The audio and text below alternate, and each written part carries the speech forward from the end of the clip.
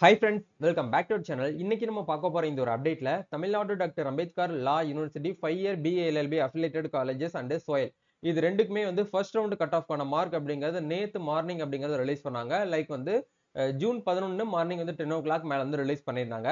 இருந்தாலும் இதை பார்த்து நிறைய நபர்களுக்கு இருக்கக்கூடிய காமன் டவுட்ஸ் என்ன அப்படின்னா செகண்ட் ரவுண்ட் கவுன்சிலிங்கான கட் ஆஃப் மார்க் வந்து எப்போ வரும், எவ்வளவு மார்க் வரைக்கும் வந்து ரெடியூஸ் ஆகிறதுக்கான சான்சஸ் வந்து இருக்கு அப்படிங்கிற பத்தி ஒரு தனியா ஒரு வீடியோ டெடிகேட்டடா போடுங்க அப்படின்னு சொல்லிட்டு கமெண்ட் பண்ணியிருந்தீங்க.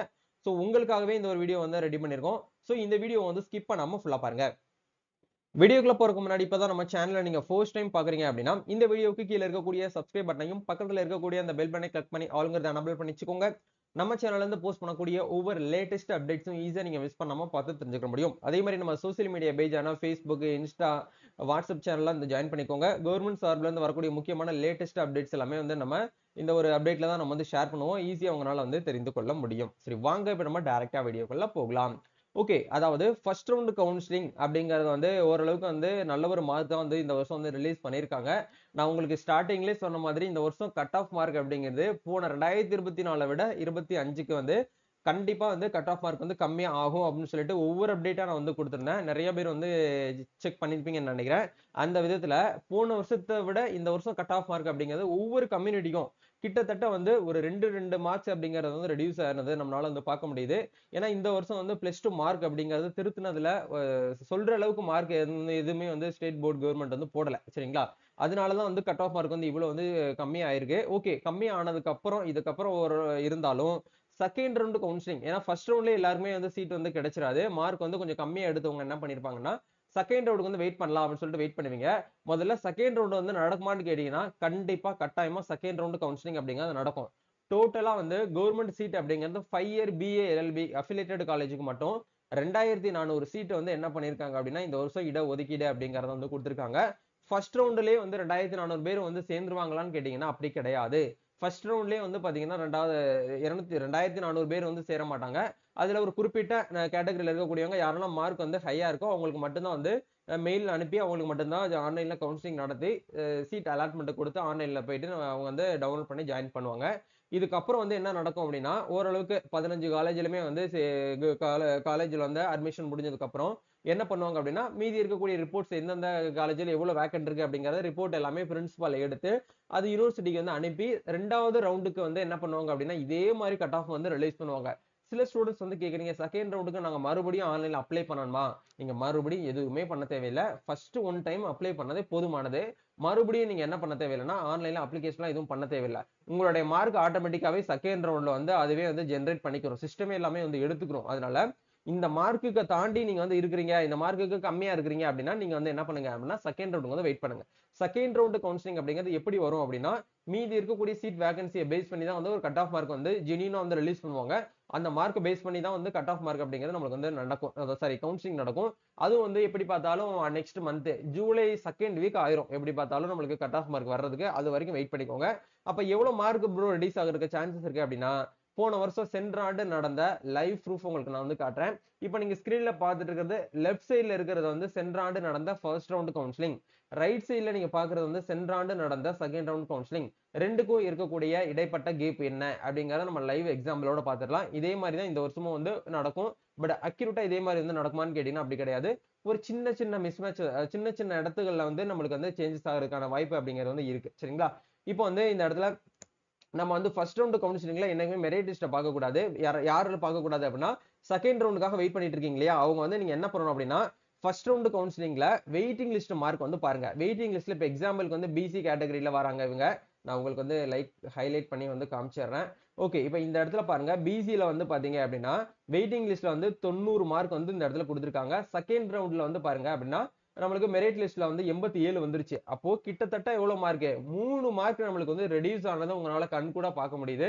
அதே மாதிரி வந்து 87ங்கிறது மெரிட் லிஸ்ட், வெயிட்டிங் லிஸ்ட் அப்படிங்கிறது 86. அதே மாதிரி வந்து பிசிஎம் அப்படின்னா பேக்வர்ட் கிளாஸ்ல முஸ்லீம் கேட்டகரிக்கு வந்து ஃபர்ஸ்ட் ரவுண்ட் கவுன்சிலிங்ல வெயிட்டிங் லிஸ்ட்ல 90, இதுல வந்து 87.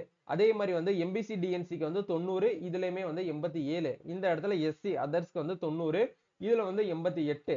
அதே மாதிரி இந்த இடத்துல எஸ்சிஏ அப்படின்னா ஷெட்யூல் கேஸ்ட்ல வந்து அருந்ததின்னு சொல்லுவாங்க. அந்த கேட்டகரியில இருக்கக்கூடியவங்களுக்கு 89. இந்த இடத்துல 87. இந்த மாதிரி ஒவ்வொரு கம்யூனிட்டிக்கு வந்து என்ன ஆகுது அப்படின்னா, இப்போ வந்து இடத்துல பாருங்க, ஷெட்யூல் ட்ரைபல் இந்த கேட்டகரியில இருக்கக்கூடியவங்களுக்கு 86 வந்து ஃபர்ஸ்ட் ரவுண்ட் கவுன்சிலிங்ல வெயிட்டிங் லிஸ்ட்ல வந்து இருந்தது. செகண்ட் ரவுண்ட் கவுன்சிலிங்ல ஒட்டு மொத்தமா வந்து 80க்கு வந்துருச்சு. கிட்டத்தட்ட வந்து பாருங்க 6 மார்க் வந்து ரெடியூஸ் ஆனதை உங்களால கண்கூடா பார்க்க முடியுது. சோ இந்த மாதிரி இந்த வருஷமும் வந்து பாத்தீங்க அப்படின்னா கட் ஆஃப் மார்க் அப்படிங்கிறது செகண்ட் ரவுண்ட் கவுன்சிலிங்க்கு எப்படி பார்த்தாலும் ஒரு 2 மார்க்ல இருந்து 2.5 மார்க் வரைக்கும் வந்து ரெடியூஸ் ஆகிறதுக்கான சான்சஸ் அப்படிங்கிறது இருக்கு. இதை வந்து கம்யூனிட்டி பேஸ் பண்ணி இது வந்து செகண்ட் ரவுண்ட்ல எவ்வளவு மார்க் வந்து ஸ்டூடெண்ட்ஸ் வந்து எடுத்திருக்காங்களோ அதை பேஸ் பண்ணி தான் நம்மளுக்கு வந்து செகண்ட் ரவுண்ட்ல வந்து மார்க் அப்படிங்கிறது வந்து ரெடியூஸ் ஆகிறதுக்கான சான்சஸ் அப்படிங்கிறது வந்து இருக்கு. சரிங்களா? இதே பேஸ் பண்ணி தான் நம்ம இந்த இடத்துல வந்து மார்க் ஓரளவுக்கு நம்ம வந்து இப்பவே வந்து அனலைஸ் பண்ணிக்கலாம். இப்ப இந்த இடத்துல வந்து பாருங்க, பிசி 87 வந்து இருக்காங்களா இந்த இடத்துல, லைக் இந்த இடத்துல பாருங்க, பிசில வெயிட்டிங் லிஸ்ட்ல வந்து பாருங்க 87 அப்படிங்கிறது வந்து இருக்காங்க அப்படின்னா எப்படி பார்த்தாலும் வந்து ஒரு 85 மார்க் வர்றதுக்கு நமக்கு வந்து சான்சஸ் இருக்கு. அதே மாதிரி முஸ்லீம் கேட்டகரி நீங்க வந்து 88 இப்ப வெயிட்டிங் லிஸ்ட்ல இருக்கா, இப்ப இந்த இடத்துல வந்து ஒரு 86 வரைக்கும் நம்மளுக்கு வர்றதுக்கான சான்சஸ் இருக்கு. அதே மாதிரி எம்பிசி டிஎன்சி 87 கொடுத்திருக்காங்க. இப்போது 85 வரைக்கும் 85 வரைக்கும் செகண்ட் ரவுண்ட்ல வரதுக்கான சான்சஸ் இருக்கு. எஸ்சி கம்யூனிட்டிக்கு வந்து 87 வந்து வெயிட்டிங் லிஸ்ட்ல இருக்காங்க.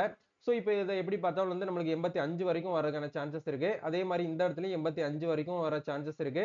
நெக்ஸ்ட் வந்து ஷெட்யூல் காஸ்ட்ல இருக்கக்கூடியவங்களுக்கு வந்து 80 கொடுத்திருக்காங்க. இப்போ வந்து இவங்க வந்து ஒரு 77ல இருந்து 75 வரைக்கும் வர்றதுக்கான சான்சஸ் கூட உங்களுக்கு அதிகமா இருக்கு. ஏன்னா இந்த கம்யூனிட்டியில கேட்டகரியில மோஸ்ட்லி வந்து பாத்தீங்கன்னா அதிகமா வந்து அப்ளை பண்ணிருக்க மாட்டாங்க. எந்த இடத்துல எல்லாம் காம்படிஷன் உங்களுக்கு வந்து கம்மியா இருக்கோ அங்கெல்லாம் கட் ஆஃபும் கம்மியாகும். இதுதான் வந்து கான்செப்ட். இதை புரிஞ்சுக்கிட்டீங்கனாலே ஓரளவுக்கு உங்களுக்கு ஒரு அவேர்னஸ் கிடைச்சிரும். கட் ஆஃப் பேஸ் பண்ணி உங்களுக்கு வந்து ஒரு ஐடியா கிடைச்சிரும். அதுக்காக தான் சொல்ல வரேன். மெஜாரிட்டியா வந்து பாத்தீங்கன்னா ஏன் வந்து ஓசிக்கு வந்து கட் ஆஃப் வந்து ஹையா இருக்கு அப்படின்னா, ஓசி அப்படின்னா வேற யாருமே கிடையாது. ஓபன் கேட்டகரிஸ், அதாவது ஜெனரல்ல இருப்பாங்க இல்லையா, யூஆர் அன்ரிசர்வ் கேட்டகரின்னு சொல்லுவாங்க. அவங்க எல்லாருமே வந்து ஜெனரல்ல வருவாங்க. நம்ம தமிழ்நாட்டிலேயே நிறைய மாணவர்கள் வந்து ஜெனரல் கேட்டகரியில வருவாங்க. அதை தாண்டி நிறைய ஸ்டூடெண்ட்ஸ் வந்து அதர் ஸ்டேட் ஸ்டூடெண்ட்ஸ்லாம் நம்ம தமிழ்நாட்டை நோக்கி வந்து வராங்க. ஏன்னா தமிழ்நாட்டை எஜுகேஷன் அப்படிங்கிறது ரொம்ப ஜெனியூனா ரொம்ப பெர்ஃபெக்டா நல்லபடியா இருக்கும் அப்படிங்கறதுனால, லைக் வந்து கேரளால இருக்கக்கூடியவங்க, அதே மாதிரி வந்து ஆந்திரால இருக்கக்கூடியவங்க, அதே மாதிரி பெங்களூர்ல இருக்கக்கூடிய நிறைய ஸ்டூடெண்ட்ஸ்லாம் எனக்கு வந்து டிஎம் பண்ணியிருந்தீங்க. அது பார்க்கும்போது நல்ல ஹாப்பியா தான் இருக்கு. தமிழ்நாடு தேடி வந்து வர்றதுனால இப்போ எக்ஸாம்பிளுக்கு கேரளால இருந்து ஒரு ஸ்டூடெண்ட் வந்து எல்எல்பிக்கு வந்து அப்ளை பண்றாங்க அப்படின்னா அவங்க வந்து ஓசியா தான் வந்து கன்சிடர் பண்ணுவாங்க. அப்ப அவங்க எல்லாமே சேர்த்து வந்து நமக்கு கால்குலேஷன் போடும்போது அதனாலதான் எந்த இடத்துல காம்படிஷன் வந்து ஹெவியா இருக்கோ அந்த இடத்துல கட் ஆஃப் மார்க் வந்து ஹெவியா இருக்கு. அதுதான் வந்து கான்செப்ட். அதுக்கப்புறம் பிசில வந்து நம்மளுக்கு வந்து காம்படிஷன் ஹெவியா இருக்கும். எம்பிசிக்கும் சாரி பிஎன் முஸ்லீமுக்கும் ஓரளவுக்கு ஹெவியா தான் இருக்கும். எம்பிசி டிஎன்சிக்கும் வந்து ஹெவியா தான் இருக்கும். எஸ்சி கேட்டகரி போன வருஷம்லாம் எஸ்சி கேட்டகரிலாம் ரொம்ப ஹெவியா வந்து இருந்துச்சு காம்படிஷன். அந்த மாதிரி வந்து எந்தெந்த கம்யூனிட்டிக்கு வந்து காம்படிஷன் அப்படிங்கிறது ரொம்ப ஹெவியா இருக்கோ அதுக்கு எல்லாத்துக்குமே வந்து கட் ஆஃப் மார்க்கும் நம்மளுக்கு வந்து ஹெவியா தான் இருக்கும். சரிங்களா? இதான் வந்து விஷயம். ஸோ செகண்ட் ரவுண்ட் கவுன்சிலிங் வர வரைக்கும் வெயிட் பண்ணிக்கோங்க. யாரெல்லாம் செகண்ட் ரவுண்டுக்கு வந்து வெயிட் பண்றீங்களோ மறக்காம கமெண்ட் பண்ணுங்க. நீங்க எவ்வளவு பர்சன்டேஜ் வந்து வச்சிருக்கீங்க அப்படிங்கறத கமெண்ட் பண்ணுங்க. நானும் தெரிஞ்சுக்கிறேன். நம்ம நெக்ஸ்ட் ஒரு அப்டேட்ல இருந்து மீட் பண்ணுவோம். கவுன்சிலிங் சம்பந்தமா வேற ஏதாச்சும் வந்து உங்களுக்கு வந்து அப்டேட் வேணும் அப்படின்னு நினைச்சீங்கன்னா கமெண்ட் பண்ணுங்க. இல்ல பர்சனலா ஏதாச்சும் வந்து டிஎம் பண்ணி உங்களோட மார்க் பத்தின அனலைஸ் நீங்க செக் பண்ணணும் அப்படின்னு நினைச்சீங்கனாலும் இன்ஸ்டா ப்ரொஃபைல் வந்து எங்களுக்கு வந்து டிஎம் பண்ணுங்க. எங்களோட ஃப்ரீ டைம்ல கண்டிப்பா உங்களுக்கு வந்து ரிப்ளை பண்ணுவோம். நிறைய பேருக்கு வந்து எங்களால ரிப்ளை பண்ண முடியல. நேற்று கிட்டத்தட்ட வந்து ஒரு 200க்கு மேற்பட்ட மெசேஜ் அப்படிங்கிறது ரிசீவ் ஆனது. எல்லாமே ஒன் பை ஒன்னா வந்து ஃப்ரீயா இருக்கும்போது கண்டிப்பா உங்களுக்கு வந்து ரீப்ளை கொடுத்துட்டு தான் இருக்கிறேன். சரிங்களா? அதனால உங்களுக்கு ரீப்ளை வரலையே ப்ரோ, எனக்கு மட்டும் ரீப்ளை பண்ண மாட்டீங்கன்னு சொல்லிட்டு நீங்க கேட்க வேண்டாம். கண்டிப்பா உங்களுக்கு நான் என்னோட ஃப்ரீ டைம்ல இன்னைக்கு உங்களுக்கு நான் ரீப்ளை கொடுக்குறேன். வெயிட் பண்ணிக்கோங்க. நம்ம நெக்ஸ்ட் ஒரு அனதர் வீடியோல மீட் பண்ணலாம். Thank you. All the best. God bless you.